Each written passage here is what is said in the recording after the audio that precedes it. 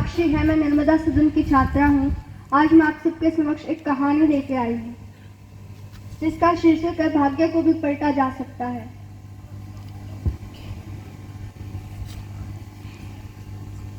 ये किस्सा महाभारत का है। जब भगवान श्री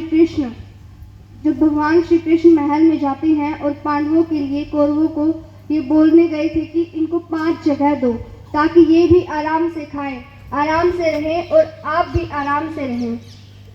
जब श्री कृष्ण ने वहां पर ऐसा बोला तो शकुनी ने दुर्योधन को बोला, ये जो छलिया है ना, ये उनके लिए 5 जगह मांग रहा है, देखो ये सही नहीं है। दुर्योधन जिसका नाम सुयोधन था, सुयोधन जो अपने कर्मों से दुर्योधन बना। ये किस्सा ध्यान से सुनिएगा, ऐसा क्यों हुआ।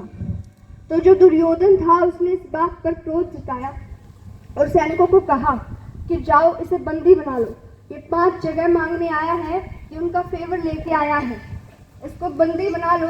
और अब भगवान श्री कृष्ण को कौन बंदी बना सकता था। वो पहला वाक्य था, वो पहला समय था जब श्री कृष्ण ने अपनी लाइट दिखाई थी कि मैं कौन हूँ। भाइयों और बहनों, कृष्ण को बंदी बनाना इतना आसान थोड़ी है।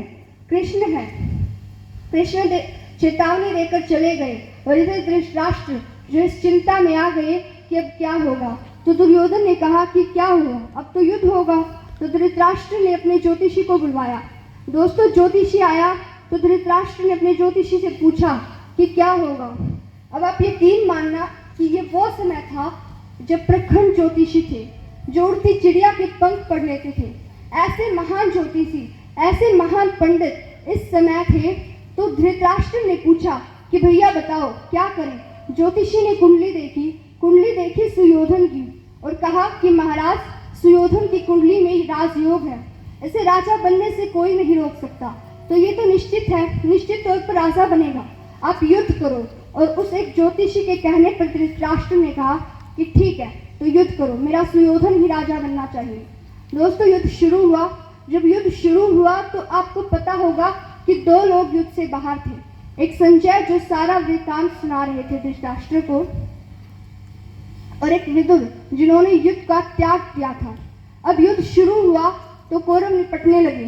पहले ही 3 दिन में काफी कौरव निपट गए थे। तो धृतराष्ट्र ने ज्योतिषी को बुलवाया और कहा कि क्या हो रहा है, तुम तो कह रहे थे कि सुयोधन राजा बनेगा, लेकिन ये पांडव भारी पड़ रहे हैं। तो ज्योतिषी ने कहा कि परिणाम तो आने दीजिए, अभी तो युद्ध शुरू हुआ है और परिणाम ये है कि सुयोधन की कुंडली में राजयोग है, वो राजा बनेगा ही बनेगा। और युद्ध के 10 दिन बीते तो धृतराष्ट्र घबरा गए क्योंकि बहुत कौरव निपट चुके थे। तो धृतराष्ट्र ने ज्योतिषी को फिर बुलवाया और ज्योतिषी को कहा ये क्या हो रहा है, परिणाम तो आ ही जाएगा, लेकिन ये क्या हो रहा है। तो पता है ज्योतिषी ने क्या कहा कि वहाँ कोई है जिसने नक्षत्रों की दिशाएं बदल दी हैं, कोई तो है जो समय और परिधि से परे है। कोई विदुर ने कहा कि वहाँ तो श्री कृष्ण है। तो दोस्तों, जहाँ पे श्री कृष्ण होते हैं वहाँ नक्षत्रों की दिशाएं भी बदल जाती हैं। अगर भगवान पे विश्वास हो तो भाग्य को भी पलटा जा सकता है, लेकिन हाँ, आपके कर्म और आपकी नीयत भी अच्छी होनी चाहिए। धन्यवाद।